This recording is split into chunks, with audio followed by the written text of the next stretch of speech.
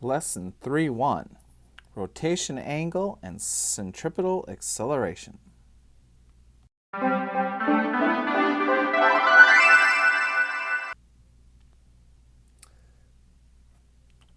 Newton's laws of motion primarily relate to straight line motion. So it's going straight, constant velocity. Things will keep going at constant velocity in a straight line until there's a net force. However, if we have uniform circular motion, it would be motion in circles with a constant speed. So it's going in a circle, constant radius, constant speed. There would be acceleration, though, because the direction is constantly changing. We're going to define a rotation angle, delta theta, as the angle through which the object rotates. So if the CD rotates from there to there, then that angle is our rotation angle.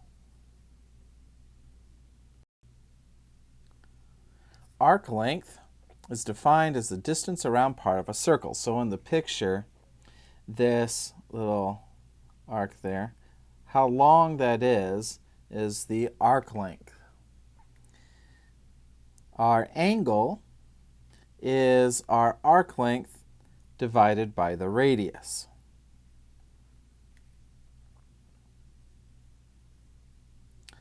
Or if you'd like, arc length is the radius times the angle.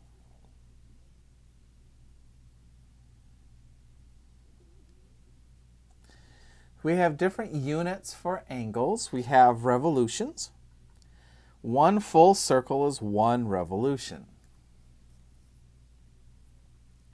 If we have degrees, one full circle is 360 degrees. So 1 revolution would be the same as 360 degrees. And if we're in radians, 1 circle is 2 pi. So 360 degrees is the same as 2 pi radians. 1 revolution is the same as 2 pi radians. If you're using the arc length formula, you must use radians for the angle unit. And as we saw before, 2 pi radians is the same as 360 degrees, which is the same as 1 revolution.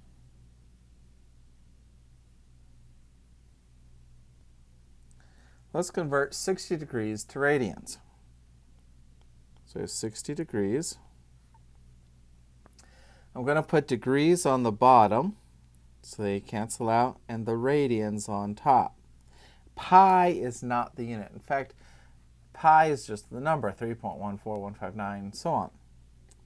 The unit is radians, but we don't write radians because mathematically the unit, or algebraically, the unit doesn't exist as a regular unit. It's kind of a messed up unit.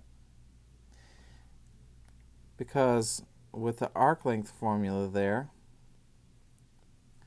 the unit for arc length would be like meters, and the unit for radius would be meters, and those units cancel out. So there's no unit left. But we needed to call them something, so it's radians, so our angles measured in radians. Anyway, we'll multiply across. 220 pi over 360 becomes 1 pi over 3 radians.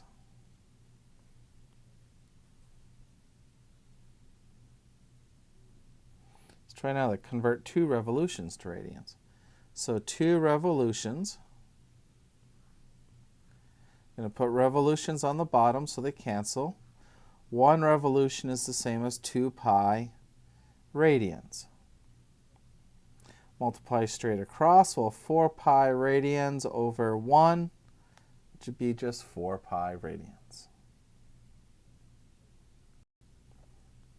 Angular velocity, this W looking thing, is actually a lowercase omega. We use regular Latin letters for linear stuff, and we use Greek letters for angular stuff for the most part. Angular velocity is how fast an object rotates. So our angular velocity would be our angles divided by time, how many angles it goes through in a given amount of time. Our angles are in radians and our time is in seconds, so our unit would be radians per second. If we go in counterclockwise, it's usually considered positive. Clockwise is usually considered negative.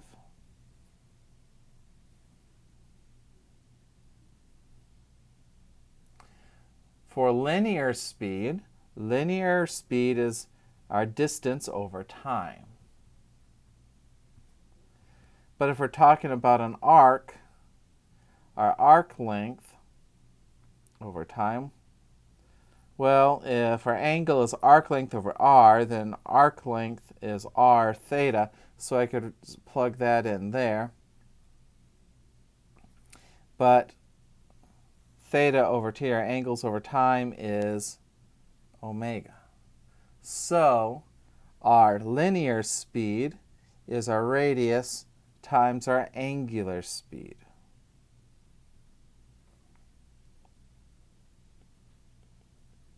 So that's linear speed, that's angular.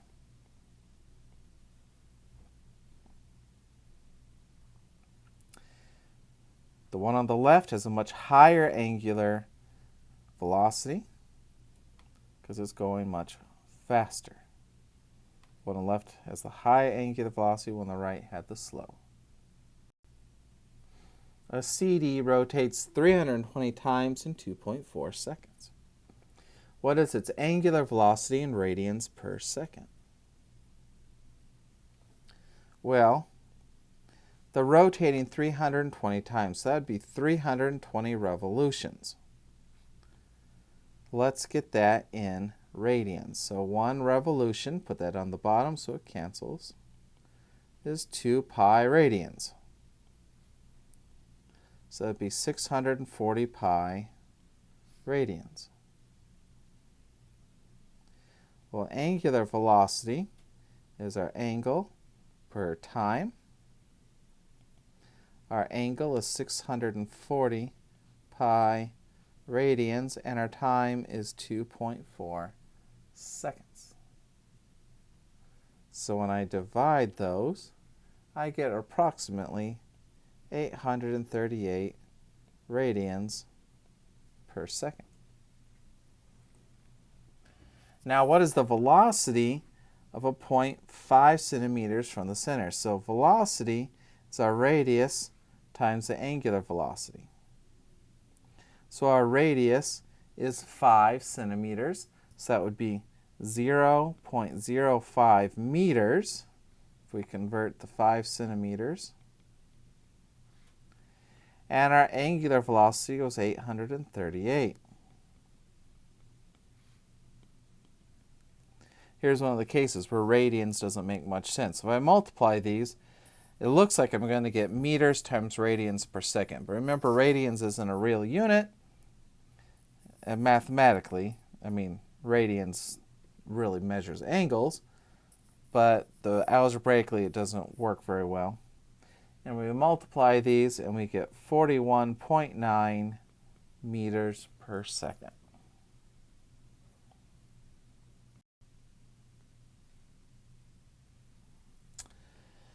If an object is moving in its circular path, at time t0, it's at point O, the velocity tangent to the circle, as you can see over here.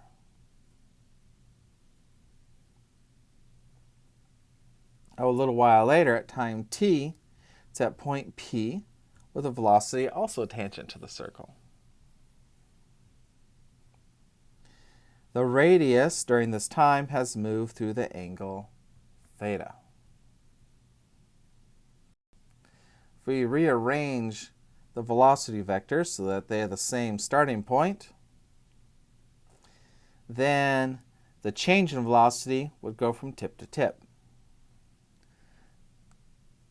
Because if I have v0 plus our change in velocity would equal v as given in this picture. That's how you add the vectors, tip to tail.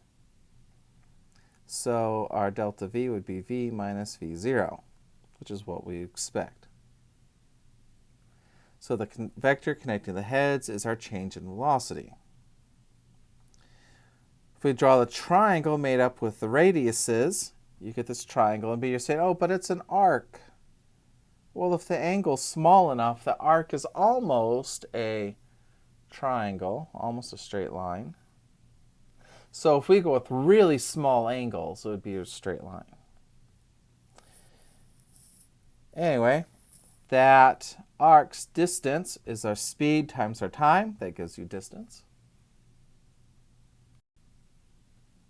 Since the triangles have the same angle, and they're isosceles, the v and the v's, because they're the same speed, and the radius, then they're similar by side angle side similarity. So I could set the proportions equal. So with this side over that side would equal this side over that side. So delta v over v equals v delta t over r. Okay. I'm going to multiply both sides by v, and I'm going to divide both sides by delta t. Give that. And of course, change in velocity over time is acceleration. So centripetal acceleration is v squared over r, or r omega squared. So at any given moment in uniform circular motion, so we're talking uniform circular motion, the velocity is tangent to the circle. So for here, the velocity is there. And the centripetal acceleration is pointing towards the center of the circle. If the object suddenly broke free from our circular motion, it would travel in the direction of the velocity that was already going. It would travel in a straight line. So with this, space station was going in a circle, or suddenly disappeared, it would go in a straight line. Two identical cars are going around two corners at 30 meters per second. Each car can handle up to 1 g of acceleration. The radius of the first curve is 50 meters. The radius of the second is 100 meters. Do either cars make the curve? So 1 g, remember, is 9.8 meters per second squared. So we're going to compare our accelerations to 9.8. So our centripetal acceleration is v squared over r. So the first car going around the 50 meter, our velocity is 30 meters per second. And at 50 meters, our centripetal acceleration is 18 meters per second squared. Since that's higher than 9.8, that one doesn't make it. It crashed. The 100-meter curve. It's also going 30 meters per second, but its radius is 100 meters. So that gives us 9 meters per second squared for its acceleration. That is less than 9.8. So this car makes it, which is why on roads that have faster travel speeds, the curves are much larger radius than roads that have much slower travel speeds.